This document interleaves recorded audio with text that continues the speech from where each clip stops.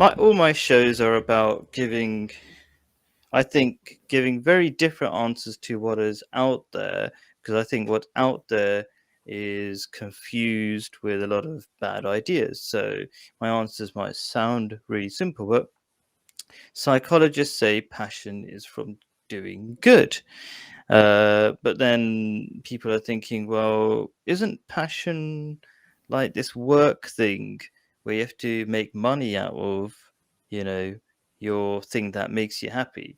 And so that's part of the problem in this sort of materialistic society. We really limit our happiness and the idea of what is passion by these ideas that you necessarily have to immediately make money out of it. So there's sort of a couple of things I want to kind of introduce about this, besides this idea that passion should not be limited to just making money. One is that what is it that actually makes us happy? And how do we know, like, for example, I'm saying passion is from doing good. Well, psychologists have actually known this thing for a long time. So I'm not saying a very new thing. And that is that meaningful things make us happy. So if it makes sense to you somehow in the according to your understanding about this makes the world a better place or something like that, that's the kind of stuff that makes us happy. And they've done lots of experiments about that.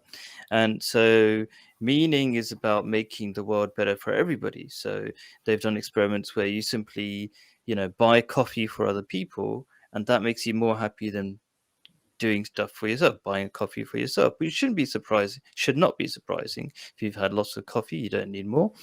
Um, but the real problem, really, in finding our passion is overcoming our fear of what it is.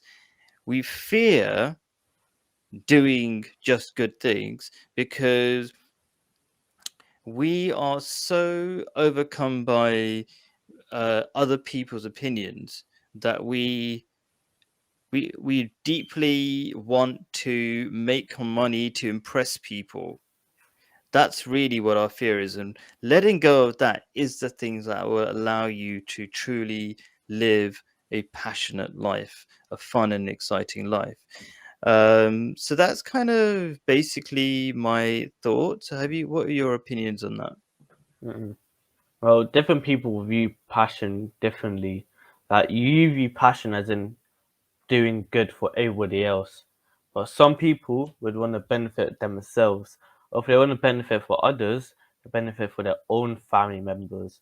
Because some people think that they are the whole world, so they'll focus on themselves instead of wasting time with others.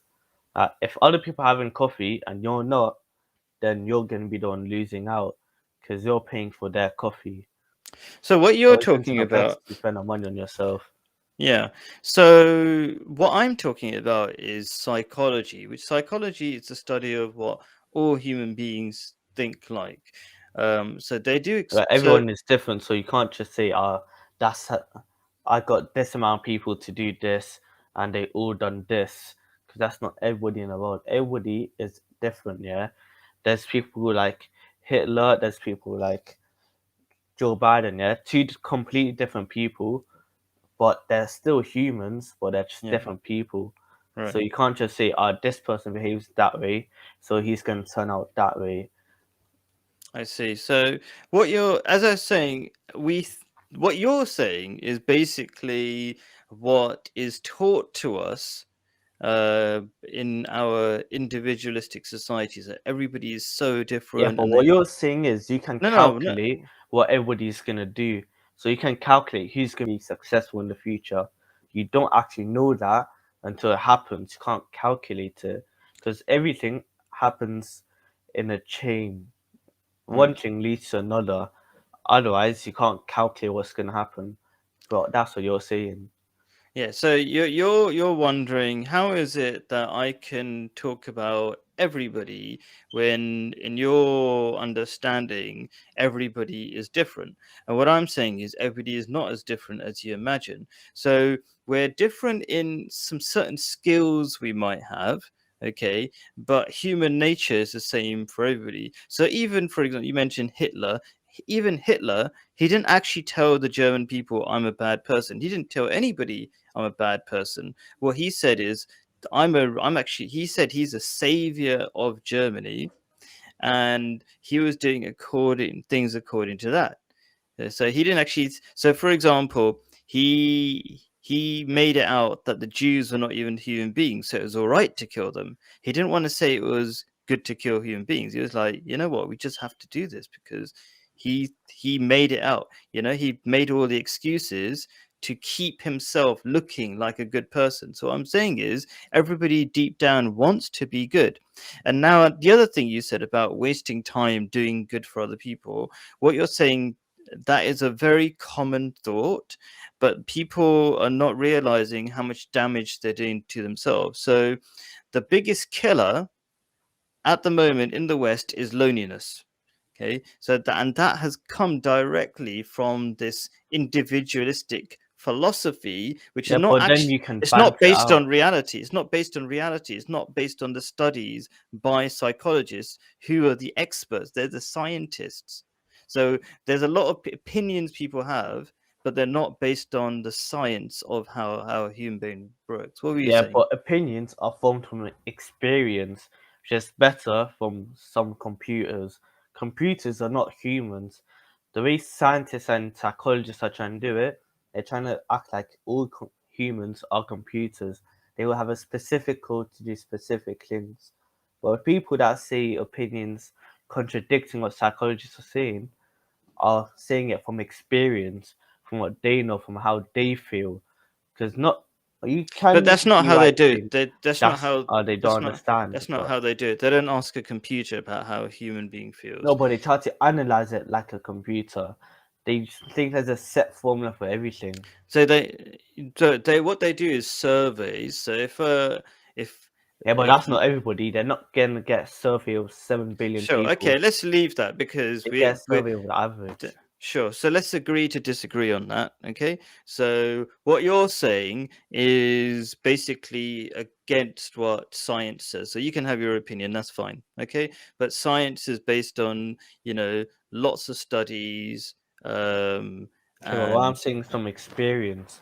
yeah, Science is a bunch your of person. calculations. Sure. So what happens? Okay, so we'll talk about it a little bit, but people say they have a certain amount of experience, right? Okay, and hopefully your experience will develop, because it would be really bad for a person to have the same opinion throughout their life without challenging it. Okay, but the point is that there's other people who've got collectively tons more experience than you have. Okay, and they've thought about it and they've studied it. They've looked at, how the brain works and so many other things. Yeah. So But if you think about you're it, free I'm to not have the your only one opinion. that I'm not the only Yeah. one that thinks like this. The people you're saying are actually less than people are saying what I'm saying. 'Cause I'm saying what the majority are saying. You're saying what scientists are saying. If you think about how many people are scientists as a percentage in comparison to everybody else, it's at 1 or 2%. What I'm Okay. saying is 98%. So sure, you're very So I'm right. most likely to be right because Ah. scientists get the data from the 98%. Okay. So if Sure. I'm the person they're getting the data from, that means I'm affecting what the scientists are saying. Sure. So that is very interesting that you're correct. And the reason why I do this show is because I would say the majority are saying what you're saying. And because of that, the levels of depression are going so far up really quickly. Okay, because the majority are behaving opposite to the way they should behave if they want to be happy. So male young people are suiciding a lot more because they follow the philosophy. This is an idea, okay, and it's basically called individualism. And because they're following that, because they're becoming really miserable. So, but I want to avoid that a little bit. Like, let's just say that's kind of, this is part of the topic. Happiness is very. You're rubbing something, so don't rub that thing. Huh? So you're rubbing a microphone or something. It's making a noise. Anyway, so the point is that fine. you can have your opinion on how happiness works, which is fine. But I want to focus a bit more on passion itself. So one thing is, what skill is it? What skill? Uh, how do you develop the skill to achieve the job? For example, if it's a job that you need to fulfill your passion through, and I'm going to say there is no one skill, because the people who are really successful in terms of making money or something, or especially let's say Nobel Prize winners. So have you heard of Nobel Prize winners, Sada? Yeah, Yeah. people who think they get They prizes. Sure. Yeah. Okay. So they are known in history for achieving like the top of their particular area of work. Okay. So they tend to have really opposite passions, opposite skills. So it's not like there's one skill. And then you can if you look at Elon Musk, he's making a car, he's making a rocket, he's making software, all using your brain in different ways. So one thing that you might connect between all the different most successful people is the skill is not one thing, but it's lots of things, and they keep learning. In fact, another thing about the most successful Nobel Prize winners are the ones who keep learning, and they keep producing things rather than just think a little bit in you know in one stage in their life. That actually the most successful people are the people who keep learning and keep developing new skills. So there's not one skill that you need to be successful. Any thoughts about that?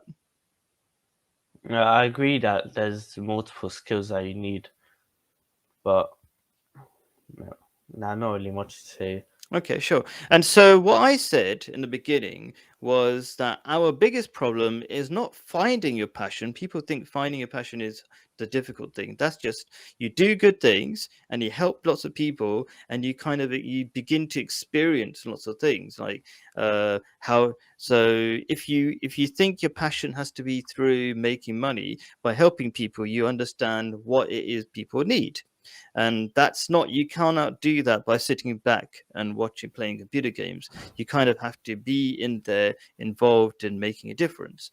And you also, by doing that, you find out what you like and what you don't like doing, and what you're good at doing and what you're not good at doing. So that's how you find a skill. If that But that's not one particular skills. It's like you find the areas of skills that you're good at, and then you just keep working at them. Yeah, but I don't And think that's the best idea to find your passion just by helping people.